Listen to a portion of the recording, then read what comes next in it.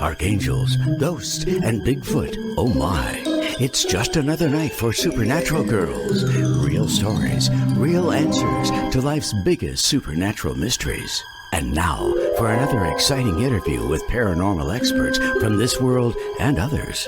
Here's your host, paranormal researcher Patricia Baker, on the one, the only Supernatural Girls.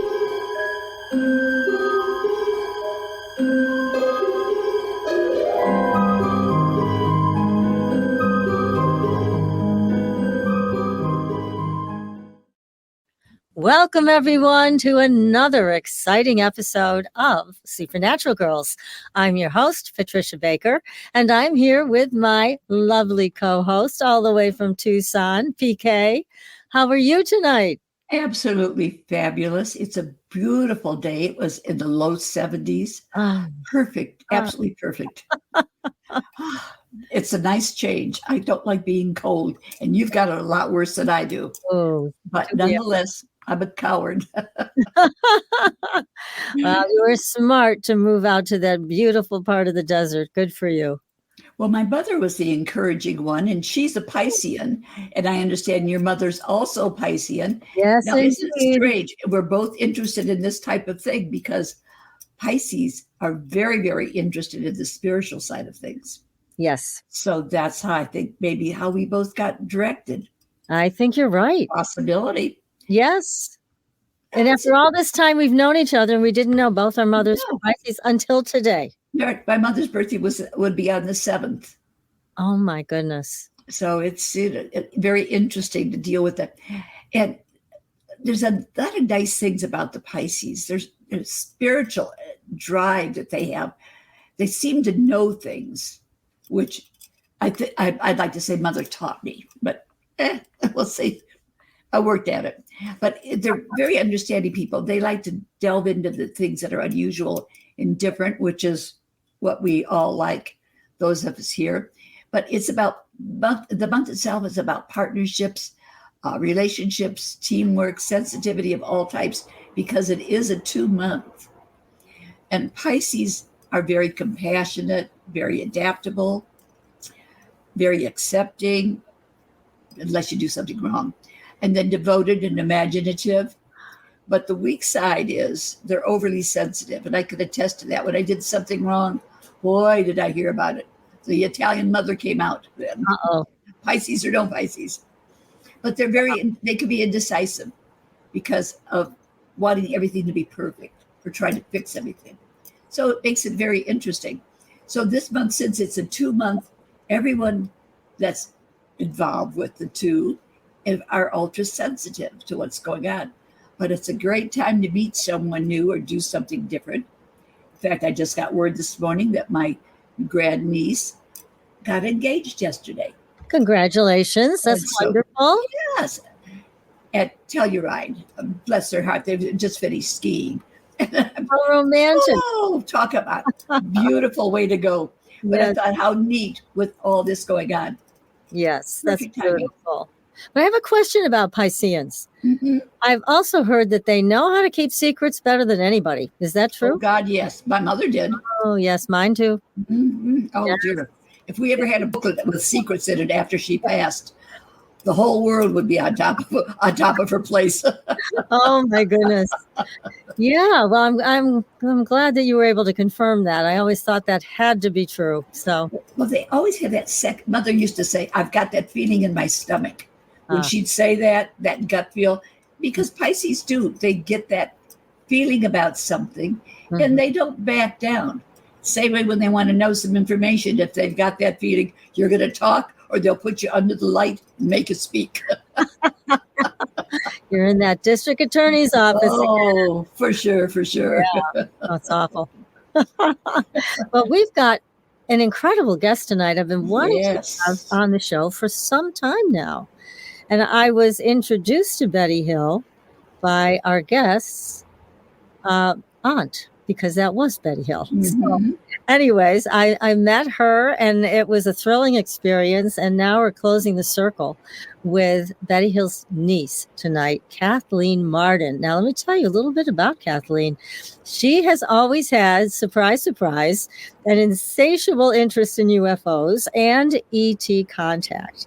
And that began in 1961 when her aunt and uncle, Betty and Barney Hill, had a close encounter and UFO abduction in New Hampshire's White Mountains. And everybody, I'm sure, knows about this encounter. It was huge, huge news. Now, as a family member, Kathleen gained firsthand knowledge of Betty's and Barney's UFO encounter on the day they arrived home and 2 days later. She and her parents and siblings visited the Hills' home, and she has devoted years to painstaking investigation of the Hills' anomalous events and archival research on their UFO abduction case.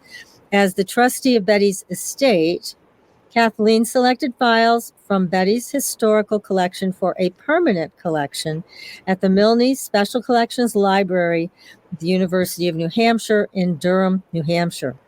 Kathleen's case study of the evidence is in a book called Captured: The Betty and Barney Hill UFO Experience, which was updated in 2021. And Kathleen is the author of a new book we're going to be talking about tonight, and it's a second edition. It's called Forbidden Knowledge, a personal journey from alien abduction to personal transformation. So let's welcome Kathleen to the show. Hi, Kathleen. Thank Hello. Lucky we are to have you. We are. Thank you. It's great to be with you. Yes, it's wonderful to finally meet you. I've heard so much about you over the years. And I was honored to meet your aunt. She was, as we were talking about before the show, one feisty lady. She sure was. And I was saying how she relished the nickname Feisty. She loved to call herself that. And she would write commentary to the local newspaper, political commentary, and she always signed it Feisty. Good for her. She was Apropos. an apple rouser. Yeah, She was. good for her. Well, now, obviously, this is in your family. It's in your genes to be involved in this subject. But you've been on a long journey with this, because now you're talking about from UFOs and abductions to spiritual transformation in your new book. So take us wherever you'd like to go. It's obvious how you got involved in the subject, but tell us more about your journey. Yes, this is has been a very long journey. I was born, and when I was born, my parents lived right next door to Betty and her first husband. So I had a bond with Betty from a very, very young age, and we maintained that kind of relationship throughout our lifetime. But I ended up living about 20 miles away from Betty and Barney after they were married. And so close enough so that when we heard on September 20th, 1961, that Betty and Barney had had a close encounter with a UFO the previous evening, I wanted to get there right away. Nancy Drew was my favorite reading material, and I wanted to grow up to be a Nancy Drew. So, And there you were. So there I was down there hearing the story for myself and looking at evidence, and just continued. I met just about every investigator on that case. And finally, I grew up, I had a regular profession. I was a social worker, and then I was an educator and an education services coordinator before I decided to give all of that up and become a UFO investigator and author. And so that was way back in 1991 when that happened. And so years of investigation, of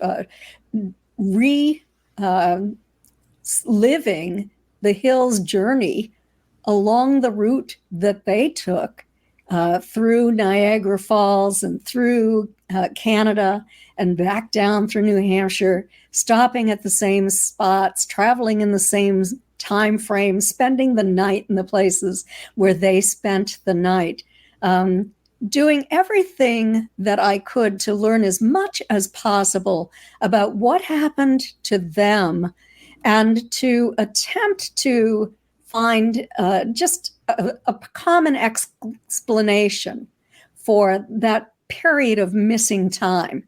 In the end, it was impossible. There was just way too much evidence. And, I had to conclude that this really did happen. Well, absolutely. And one of the most convincing factors was the star map, right? Mm-hmm.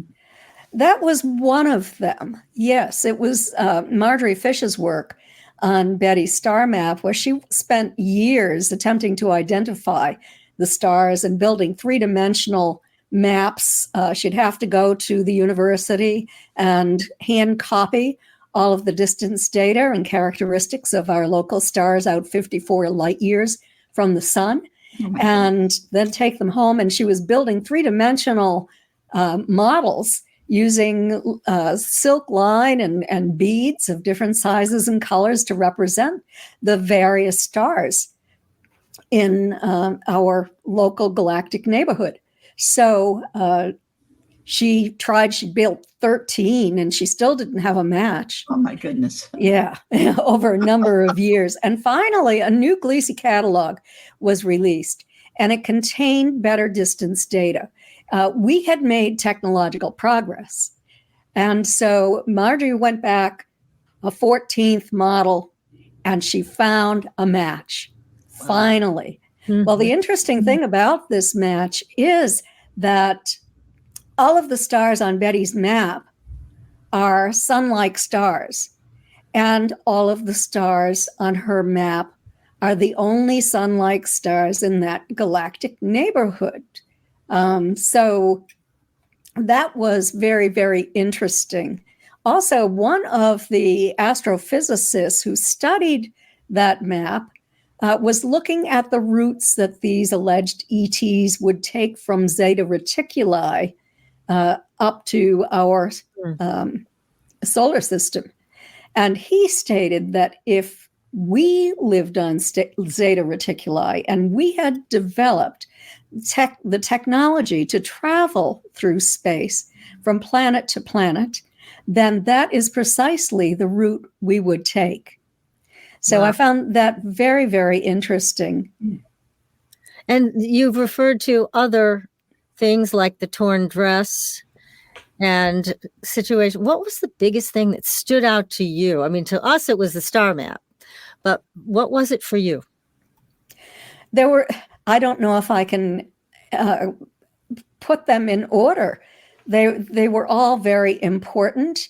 I was a little skeptical at first about the star map, but then I came to believe when it was updated in 2013 that, wow, there were more than 2,000, almost 3,000 models used then, and still the best match is Marjorie Fish's identification of Betty's star map. So that was big news. We found unusual characteristics. I should say scientists. I never give up on science. And they have found highly unusual characteristics on Betty's dress, such as very rare and expensive metals that simply should not have been there. A stain on the inside of Betty's dress near her navel that was not on the outside of the dress. It was only on the lining, and it came from her body fluids. The DNA analysis showed that. So that might confirm the needle in the navel memory that Betty had when being on the craft. I also, myself, I have all of the hypnosis tapes, and I transcribed all of them for comparative analysis. That's quite a job. Sentence by sentence, line by line, comparative analysis from the beginning of that trip until they had finished, and everything that they experienced and remembered under hypnosis. They had a lot of conscious recall. That was still on the hypnosis tapes. And then the part that they didn't remember was there as well. And that really convinced me that this absolutely happened, that they were describing the same things, the same types of physical examinations that Barney simply did not remember, and Betty had not told him. They weren't in Betty's dreams. Huh. You know, I have to say, I like Dr. Stephen Greer's work. However, I was very surprised and not really pleased to hear that he thought Betty and Barney had been abducted by government people posing as aliens. That didn't even ring true. Have you heard him talk about that? I did hear that. And, all I have to say is people make mistakes. Yes. He apparently doesn't have accurate information. Maybe somebody has fed him disinformation or misinformation regarding that, because Barney had conscious, continuous recall of observing non-humans looking down at him as he stood in the close encounter field in Lincoln, New Hampshire. And he immediately described them as being somehow not human. He said they were dressed in black, shiny uniforms. He was terrified that they were going to capture him. I mean, all of this is in the earliest reports in 1961, long before they ever had hypnosis. Wow. And he had a lot of raw emotion about it, as I recall. Barney did. It was just really stark terror about this, and he was crying a lot during the experience. And I mean, he was very emotional about it. And I think for any man in that day and age, it would have been unusual to have that, huge amount of emotion, unless there was something that really provoked it. And clearly that abduction and these aliens did. This was terrifying for Barney, but it was also terrifying for Betty, because when they found themselves on a dirt road in an unfamiliar location with tall trees all around and a roadblock, and these entities coming toward the car, Betty had an abreaction, just like Barney had when the craft was hovering only 100 feet above him. And that was part of conscious recall that Barney had, but not for Betty. For Betty, she did not remember trying to escape from these entities who were coming toward the car, and how she couldn't, and she'd never been as terrified in her entire life.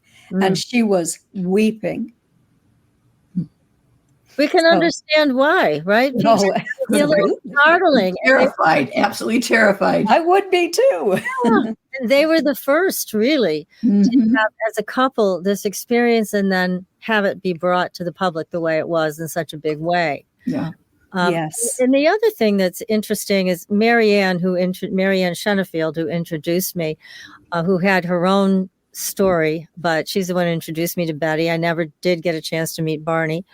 But Marianne used to say that the people that had been abducted, they all vibrated differently. It was a total different energy system than people who hadn't been taken. And I could see what she meant. Betty obviously had that. So there was never a doubt in my mind that she had been touched by ETs, whatever you want to call them, aliens, something not of this planet. Right. Yes. When sometimes experiencers, when they're in the presence of other experiencers, can actually feel an electrical tingling sensation in their bodies. So you can identify one another just by that physical sensation that you have. Yes. Well, what an incredible legacy you have. My goodness, yes. It is. But so now it's led you to other adventures, other experiences. So that was just the beginning. So tell us more. What happened after that huge event? Gosh, well, after I left my profession, I joined the Mutual UFO Network and quickly trained to become a field investigator, investigated many cases. And finally, I started to feel very sensitive about this cold investigation of alien abductions, ET contacts, where I had to present a case disposition on whether or not this had really happened. And, you know, I know that a lot of people who have had this happen didn't collect physical evidence. They had the emotional scars. They knew something was wrong. They had conscious recall oftentimes. They were missing time, but that didn't fit into those case dispositions. And it distressed me to the point that I became an experiencer advocate. Okay. And I ended up becoming the founder, and I'm now the director emeritus of MUFON's Experiencer Resource Team. My goodness. So we started out with 3 members, and now we have 70 members. Wonderful. I was director for 10 years, and I've written, I believe it's eight or 9 books now on this topic of all of the investigations and what I've discovered, the people that I've worked with. And I've worked on 3 studies on experiencers looking for commonalities that experiencers share. One was the Marden Stoner, Denise Stoner, who was an abductee and had a high-level position in MUFON as well, worked for the federal government for years. It's called the Alien Abduction Files. And so we worked together on the first study. It was so interesting to so many people that a man named Dr. Ray Hernandez, who is a lawyer, had an experience, and he formed the Edgar Mitchell Foundation for Research into Extraterrestrial and Extraordinary Encounters.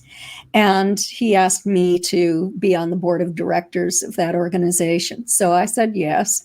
And we worked on a study of nearly 4,000 experiences. It was a gigantic study and found many commonalities. Amazing. Then that was way too big for me. But I, as the director of MUFON's, it was called the research team then, Experiencer Research. It's since changed to Resource. But several PhDs, a master's degree person, and I and Denise worked on a study of 516 experiencers looking for commonalities. And Dr. Don C. Donderi, who is a retired research psychologist, professor of psychology at McGill University, worked on this study with us. And he and I carried out phase 2 of this study on experiencers. And it's just a fascinating study. I've written a little bit about that in my latest book, Forbidden Knowledge.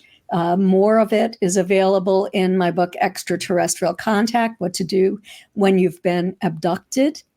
And we found some very interesting commonalities, such as increased spirituality, increased psychic ability. Some experiencers have developed the ability to channel healing to people.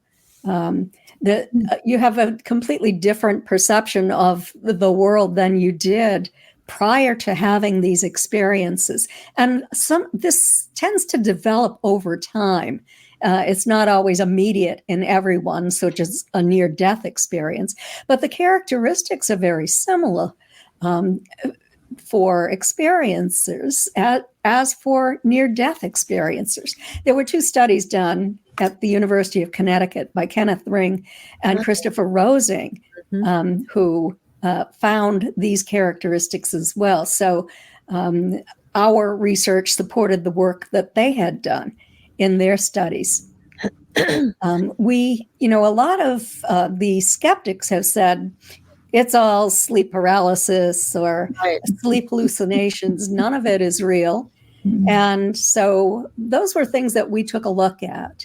Mhm. And what we discovered was, although 90% of the participants had the symptoms of sleep paralysis, we then asked the question, were you awake?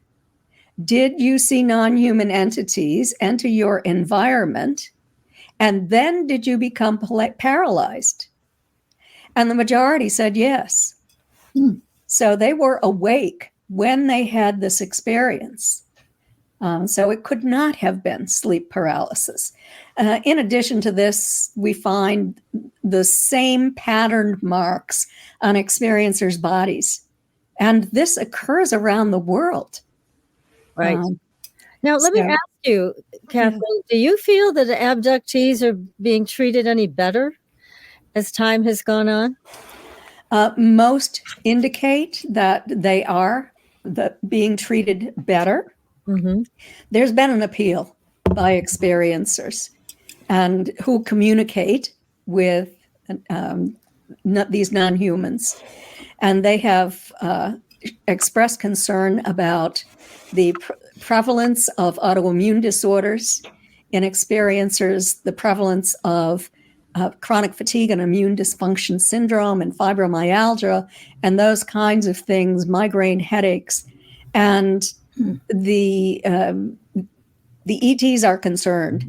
They didn't realize, they claim that they were doing this damage to us. So now they're in the process of healing experiencers. They're not always aware that the experiencer is ill, but if the experiencer asks for it, even through telepathic communication, because I think these implants are actually communication devices. And also, but here's, let me just share this with you. You may find this interesting. We had a lady on the show who was a medical intuitive, and she did tell me about, because I have an autoimmune disorder, and she said it was stemming from my abduction experiences. So because I'm a therapist myself, I looked into it, and what I uncovered was a lot of trauma that was buried, because when they wipe your mind, they don't get rid of the trauma. That's right. Yeah. That's very true. And so often experiencers remember part of it. They remember the scary part where there are non-humans who are coming into their environment. There's this light that they're not familiar with. And so you have that fight or flight response before you're taken. Or paralysis, because here's the third thing that can happen: fight, flight, or freeze. And one of the things that can happen, as I've talked to other contactees and abductees also, is when they paralyze you, sometimes it lasts longer than they intended. So for me, I was paralyzed all the next day. Oh my gosh. To the point where I couldn't move. My mother dragged me literally to the doctor. They couldn't find anything wrong with me. So they figured, this was so many years ago, well, we'll just take out her appendix. Oh, God. Like, if she's not better by tomorrow, we'll take out her appendix. Like, that would make a difference. That's unbelievable. Thank Lord, I had improved by the next day. I was able to move. But it all came from this experience. And so I started doing a lot of trauma release work. The next time I talked to the medical intuitive, she's like, wow, your energy's really changed. You must be doing something right. But I think that's probably a lot of what happens, is the trauma doesn't get released. And we all know that trauma can create disease. Right. Yes. So you might want to consider passing that on to people, because I do. I do pass that on to people on a regular basis. In fact, MUFON has a list of psychotherapists who work with experiencers who do EMDR therapy or trauma release therapy. Right. So that's something that we're very, very well aware of and have been working with regarding experiencers for quite a long time. Yeah, that's great that you do that. So good for you, because everybody needs to, we all have trauma from various, My God, different reasons. I mean, we store it and then we don't know how to get rid of it. And then we're in a cycle. I know that one. Yeah, don't we all know this? We don't like it, but it's nice to know that it's being linked to a source. And in this case, the source is these abductions that occurred for many people in early childhood. Yes. So it's kind of a double whammy when it happens that young. Yeah. It is. And we discovered that I believe it was 85% of the experiencers who participated in MUFON's study had been taken for the first time when they were younger than 20 years old. And it was 26% for children younger than 5 years old. Wow. They recalled. So, this is intergenerational for many, many experiencers. Absolutely. Did you ever find anybody where it wasn't intergenerational? It seems like it is with everyone. Yeah. Well, about 24% of those in the study believe that they were taken only one time. There are others who simply don't know if it's intergenerational because the family doesn't want to talk about it. Oh, gosh. That makes it very difficult. Yeah, definitely. That's too bad. Yes. Oh, my goodness. And I think that it's difficult for the human body to pass into that alien environment as well. It's different than here on Earth. And so, how long can you tolerate being in there? How long can you tolerate being taken? I read the other day, like a pea being sucked up through a straw. Mm-hmm. How that doesn't sound like fun. No, thank you. No. Oh, goodness. Well, now you've brought it to a whole other level in your own life, yes? Yes. With spiritual connection. Yes. And we discovered that occurs over time. I thought that I would never speak of my own experiences, but I was talked into it because it will help others. Mm-hmm. And Betty used to blame herself for this because she was conducting an experiment with a team of scientists. It was called psychophysics experiments, but today we think of it as CE5 experiments. Mm-hmm. And she was calling a craft to land on my grandparents' farm. I grew up across the street from them. And one night, one landed 200 feet away from my childhood home. Oh my goodness. It was, there were two witnesses to the craft. It left physical trace evidence on the ground that was investigated. But what my mother and I never told anyone was that we found ourselves on that craft. And so that was the beginning of my trauma regarding all of this. So I was taken periodically, just like my mother and my Aunt Betty, throughout my lifetime. But it also, when I overcame the trauma, I began to grow. I became more intuitive. I became far more spiritual. You get rid of the fear, then you have the spirituality that comes through. You start to look within and start to care more about things that were not as important to you in the past. Such as the environment, such as the use of nuclear weapons, so many other things, and just reaching out to help others. And so I think that it made a very big change in my lifetime. And I've done many experiments and engaged in many investigations with other researchers, as well as simply by myself. I wrote about all of that in Forbidden Knowledge. Your new book? Yeah, my new book. I'm in the second edition. The first edition is more geared toward the spiritual growth. The second edition is more geared toward my background and my experiments and that sort of thing. But both include an important experiment that I did with a man who had been taken since he was a young boy, but he had been taught to travel out of body by these ETs. And then eventually he learned to communicate with them telepathically at will in a trance or a meditative state.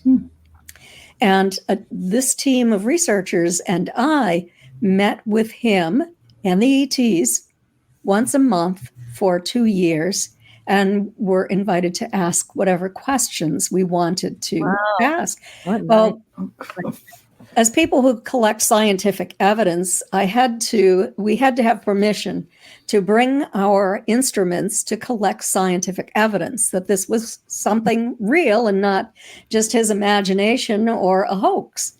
So we were able to measure as much as a 10-degree increase in the temperature around his physical body when these ETs were speaking through him. That's a big increase. Wow, that's tremendous. Yeah. That is a huge increase. He was absolutely drenched with perspiration. His clothing was soaked. And there were different levels of ET. Some were 5th dimensional, some 6th, some 9th dimensionals. And they had different levels of vibration. And we could feel the intensity of this vibration in our own bodies. We also learned to communicate with them telepathically when they would come into our environment, and even into my office. That hasn't happened in a while. I haven't worked on it. I've moved in other directions. Where were these from? Was there a particular race? I mean, we heard a lot about the different names thrown around, mantis and grays and tall whites. Mm-hmm. Do you know who these were? There were 2 human types, tall human types. There were 2 grays, one short one who was a scientist and one taller one. There was one mantis. There was, let me think, a tall white, an avian, and there was a 9th dimensional who had in a previous lifetime been in Anunnaki. Wow. A very long time ago on this planet in Samaria, I believe. And then there was another 9th dimensional. They called themselves the Council of 8, but this other 9th dimensional was female. And she looked like an angel to us when we looked at her. She was translucent to us. But we were told that what we saw was what we thought she would look like, because she and the man Ra were only light beings or orbs of light. So pretty remarkable. The book contains all of our questions and their answers. Oh, that's exciting. And all the books are available on Amazon, right? Yes, they're all available, most in multiple formats on Amazon. Good. You can order autographed copies from my website at Kathleen-Marden.com. Great. Wonderful. Great. I have a question. You mentioned what to do if you're abducted. Can you give our audience an idea of what they should do if that happens to them? Well, what I advise is that most people wonder at first, is this really happening? So the book contains information on how to collect your evidence. And the first thing you want to do is keep a notebook or a diary right beside your bed. And when this happens, write it down immediately. Write the date, everything that you could remember. Check your body for patterned marks. You might even purchase, they're fairly inexpensive, a UV flashlight, and go into a dark room and check your body for patterned fluorescence. You might have fluorescence from oils on your body or yeast or something like that, but these are patterns. that you might find. There's so much information in that book about the changes you go through, other ways to collect evidence. One of the psychotherapists on my team at MUFON wrote a chapter in the book. And a psychic on the team wrote two chapters. And then Denise Stoner, who is a paranormal specialist, wrote 2 chapters in the book as well. So it's filled with information on what to do if you've been abducted and who to see, because it's so important that you work through this trauma if you experience it. And what I found, I was a hypnotherapist and a quantum healing hypnosis practitioner, trained by Dolores Cannon and her daughter. So what I did find is that the people need to work through the trauma, but even though you experience trauma, it doesn't mean that your experience was bad. Because when you get onto that craft and you're in a different environment, you might find that something happened that wasn't what you thought it might have been. Like, in other words, you might not have been on a table and being subjected to intrusive examinations. Right. There might have been other things occurring that might have been more pleasant. Right, exactly. Some exchange of information or whatever. Yes. What about hypnosis versus sodium amytal, the truth serum? I mean, is it better for people to have a psychiatrist who would give them sodium amytal, the truth serum, to have the experience come out that way rather than hypnosis? Well, with Dr. Benjamin Simon, who developed a special technique for the use of deep trance hypnosis to overcome trauma related to World War II veterans, but he used the same thing on Barney. He wanted to use deep trance hypnosis because he had more control over his patient than he would have had with sodium amytal. He would only use sodium amytal or sodium pentothal if the individual could not reach a deep trance of level of trance hypnosis. And so that was his opinion. Well, it makes sense because from what I know of the use of sodium amytal, when you're speaking with the patient while they're under, everything comes out. So it's not a directed look at one event or one experience. It's just anything and everything that comes out when they're under. So it would be less control. Absolutely. Yeah, because there's a lot of people who have things to say about hypnosis and, they're just planning, thoughts in their head and all of that. But with an experienced hypnotist like you, that wouldn't happen. So. No, that doesn't happen. We take special precautions to ensure that that does not happen. And, I've done a great deal of study on this. I spent one summer at the university with a small grant looking at what hypnosis is, the history of hypnosis, and that sort of thing. You can read free articles on my website that I've written on the use of hypnosis with good to know. With abductees, contactees, experiencers, whatever you want to call them. A lot of people do not like the word abductee today. What is the correct term? Well, Dr. John Mack from Harvard, who's the chief of psychiatry there, became very interested in studying abductees back in 1991. And after studying them for 10 years, he came to the conclusion that they needed to be termed something else, because not everyone is abducted, is taken against their will forcefully. So he came up with the term experiencer. So you're not talking about an abductee or a contactee who's trying to call in these space brothers and sisters.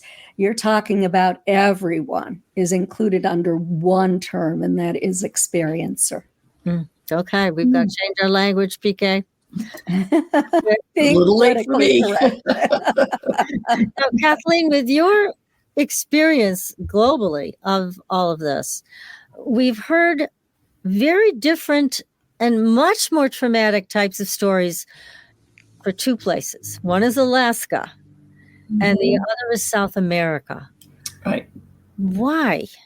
Why are those experiences so much more brutal?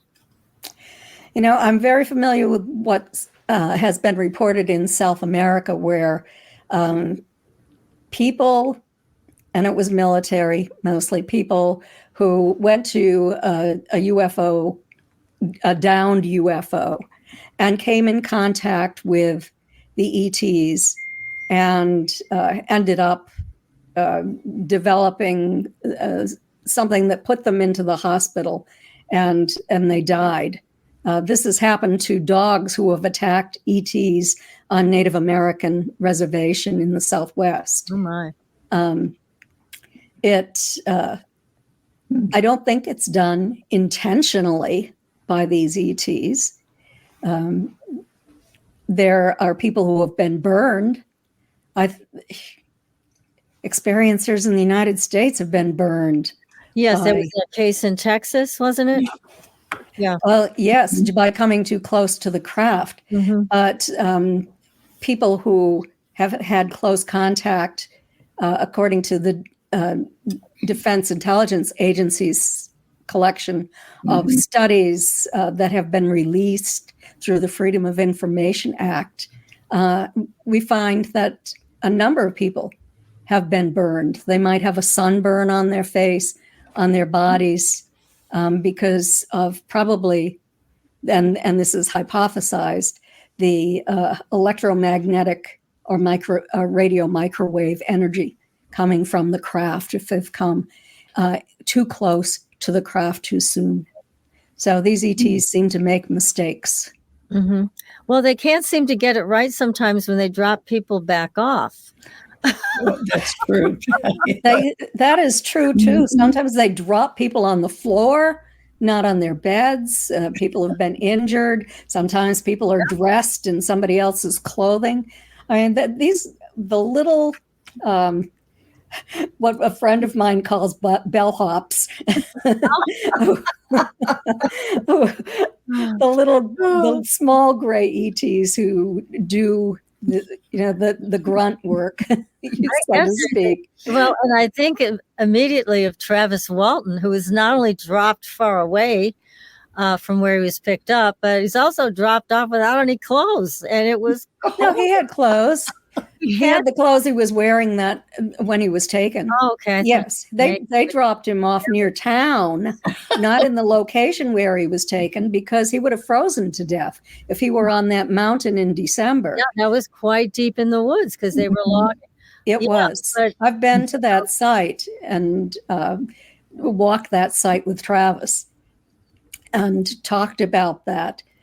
Personally, it made me so happy to hear he had clothes on, because all this time I was thinking he had no frozen. Yeah, so thank God. Okay, thank you. Yes, he was wearing his clothing, and good to know. He, this is just a hypothesis, but I suspect that they didn't intend to hit him and throw him back and injure him with that beam. Generally, when that beam hits the individual, they are absorbed into it and carried up into the craft. Right. Now, if these little grays, who aren't very smart, it seems, maybe they're robotic, but they make mistakes. Yeah. If they turned the wrong button or pushed the wrong button or however they control that, perhaps the beam moved in the wrong direction. Perhaps it hit him when it was supposed to be, and threw him when it was supposed to be carrying him toward the craft. That's so interesting. Yeah, and then there was Carl Higdon, who we had on our show with his wife Marjorie, and he was the Wyoming hunter. Yes. He was taken up, and then they brought him back, and they dropped him out of the bottom of the spaceship, and he fell quite a distance and ended up with a severe shoulder injury. So, yeah, it does seem like they kind of make those mistakes, as you call They it. do. I mean, so Yeah. many people end up getting locked outside their homes in their underwear. Yeah, You can't get in. that would be awful. Adults that I've worked with who were children ended up missing from their homes, and their parents found them outside their locked homes in the yard, unconscious. Yeah, that's They're not good. It's not good. So it's good that these ETs are becoming aware that we are indignant and demand better Took me back my treatment. clothes. yeah, they got to step up their game so we at least get Yeah. back into our own beds at night, you know? Right. Wow. Unbelievable. Absolutely.